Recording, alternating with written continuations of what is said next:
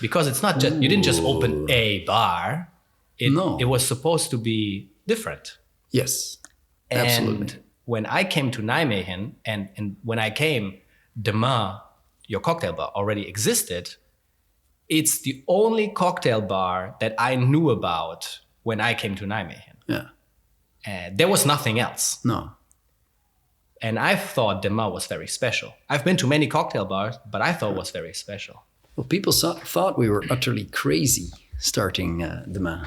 And we were. Yeah? Yeah, absolutely. We were 27. And so being from Amsterdam, I was from Amsterdam. During my university years, I sort of spent half the time in Nijmegen, half in Amsterdam. And so not to be negative about Nijmegen, but especially when I got there 15 years ago, there was a big difference between Amsterdam and Nijmegen. Oh, yeah, it still is. It still is. It still is. It still is. We shouldn't forget that now we have internet. Yeah. When we started the bar, in 2007, 2008. Oh, yeah. I believe Instagram wasn't there yet. No, Facebook nothing. just started. The iPhone just came out in 2007. So it was not like you go on the internet and look for cool bars. Now, if you pop up your Instagram, you see amazing pictures of the most beautiful bars, stuff like that. But I was very much inspired by, we wanted to create a luxury drinking experience, a quality drinking experience. So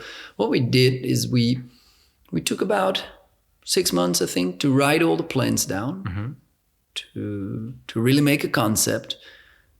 We even did a small research in Nijmegen, what people wanted. All right.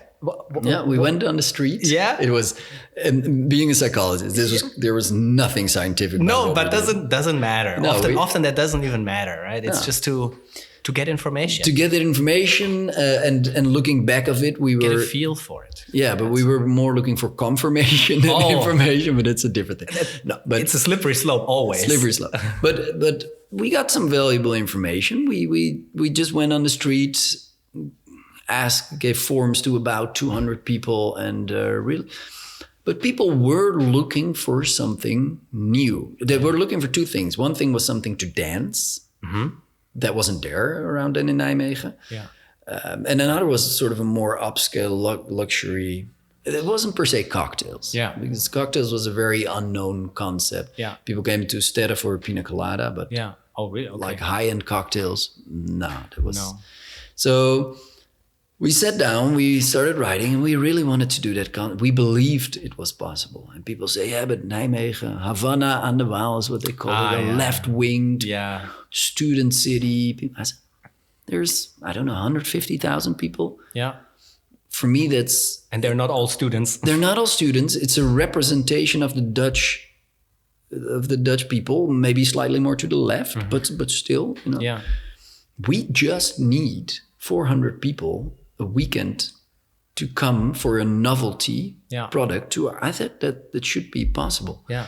In general, Dutch people and cocktails, because here in Amsterdam, I sometimes work at one of the best bars here in town, which is a great opportunity for me. I'm the oldie there. So a couple of shifts a month, but 95%, I think, is tourist.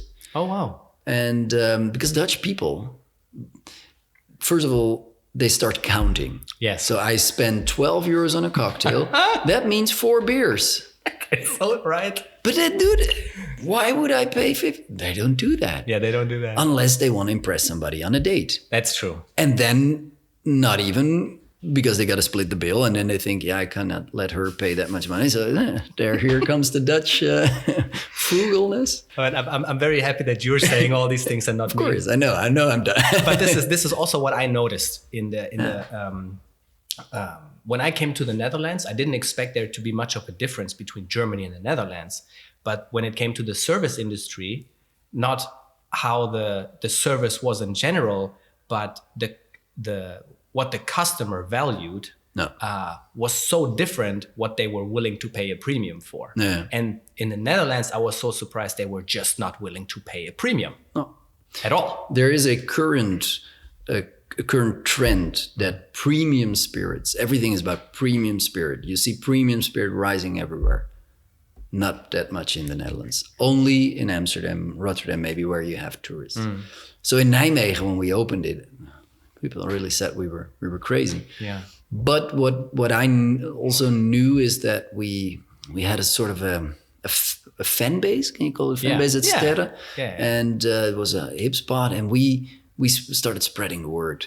And when we opened, from day one, it was a line outside, and we went through a whole learning curve. But we luckily never had to complain about the volume of people coming to the bar.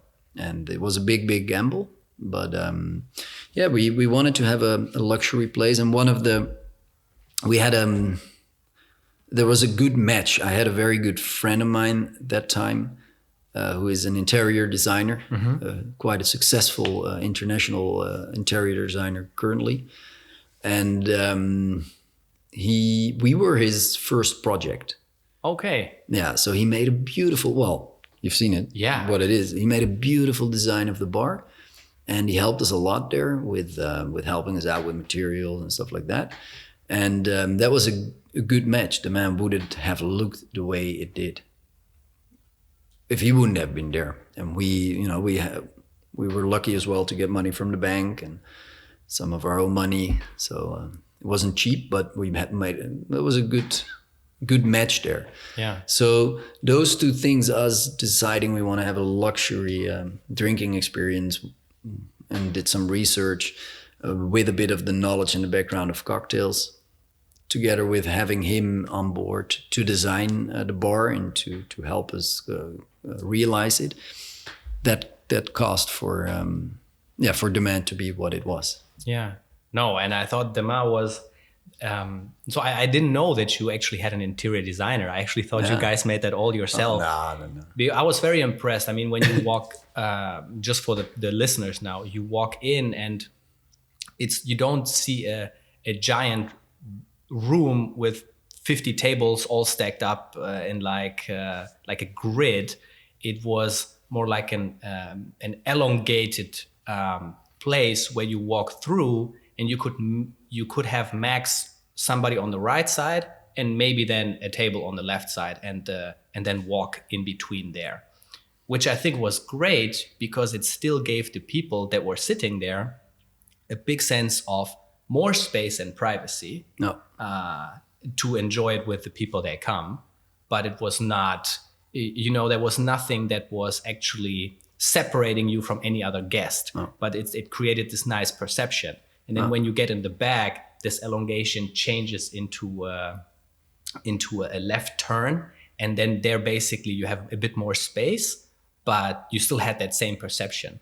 And I especially enjoyed the fireplace. Yes. I would never thought of putting a fireplace in my own bar, and especially not in a golden, because I don't know how you call it exactly, but it was put in a golden wall. We sort of built a golden wall and a fireplace in the middle so you could see through the fireplace. Yeah, oh my God, that was so beautiful. Yeah. In summer, we couldn't put it on because it was an actual fireplace. It got so hot in there. It was so hot. Yeah, and sometimes people even came, especially on dates in summer, asking, "Can you put the fireplace on?" I was like, nah.